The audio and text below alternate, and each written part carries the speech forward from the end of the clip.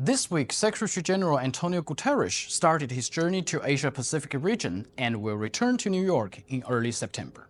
Well, the big boss is not in town, so everything is not as intense as last week. However, there are still many things worth mentioning. Well, first, before Mr. Guterres' departure, he received a new Israeli representative to the UN, Danny Danon.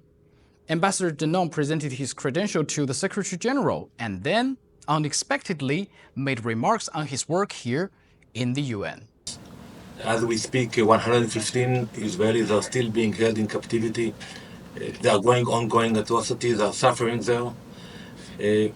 I hope that the UN will present the moral clarity required to face such evils that we are facing today. I stand proud and tall, and I'm committed to represent my country, to show the real face of Israel, and to push back the lies and hypocrisy that we unfortunately have to deal here at the base building. And then here is a prompt reply of Secretary General. It's extremely important to have an objective relationship with Israel. Our positions are clear. We have different points of view in many aspects in relation to the two-state solution, in relation to what has been happening recently. But that doesn't mean that we should not have a constructive dialogue based on truth. This is not Ambassador Danon's first time as the permanent representative of Israel. He used to serve this position from 2015 to 2020. And here is his famous Bible statement.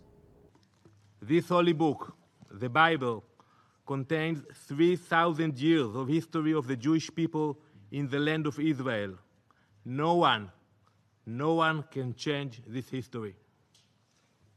We'll see how Israel mission will communicate with the UN on so many issues concerning Palestine question this time.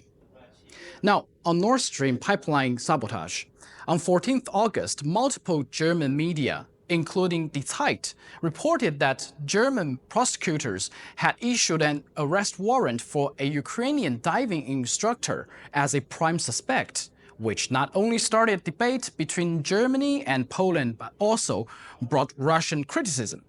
And this Tuesday, Russia's Chargé d'Affaires Dmitry Polyansky made a statement urging Germany to share its findings with Security Council. And Russia would submit a draft resolution asking for an international investigation. Will Security Council even support such a resolution? My question is, who do you think is capable, or which agency do you think is capable to lead this international investigation? And if you draft a resolution, do you expect it even to be adopted in the Security Council on this matter? If this kind of resolution is not adopted, then of course it will testify of the unwillingness of those countries who will not support this resolution to seek justice and accountability, and it will of course point out to the weakness of Security Council and to inability to protect critical international infrastructure. It may really bears very serious consequences for international community and for international cooperation. If you recall our previous draft on the investigation on Nord Stream sabotage, we didn't prejudge the shape of the Commission, the agency, all these things. We wanted the advice of Secretary General, his recommendations to the Council of how better to proceed. We specifically did it this way because we didn't want to force anybody into anything. We wanted another discussion before we could set up this international commission, which should be trusted the whole support of the international community. But we didn't even come this way, and still at this moment we are stuck when Western colleagues are saying the investigation is going on, we should wait for the results, but everybody knows about these results. Allegedly, we don't know whether it's true or not. Everybody except the Security Council. What kind of situation is this? This is some kind of disrespect of the key body that is responsible for international peace and security. And this disrespect happened with a clear incitement from our Western colleagues. That's what I have to state. It's been almost 2 years since Nord Stream pipeline sabotage, but is there enough consensus among Security Council member states?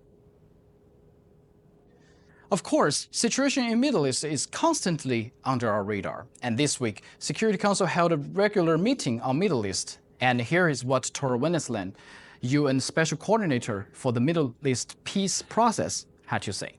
With all of these negative trends, and after more than 300 days of war in Gaza, we are at an inflection point in the Middle East. A ceasefire and hostage release deal in Gaza is imperative now for regional peace and security. Well, everyone is waiting for the long overdue ceasefire deal, but sadly, even Gaza has been bombed all over more than once. There is still always that extra mile to go. And we will see what may change next week. And that's all from me.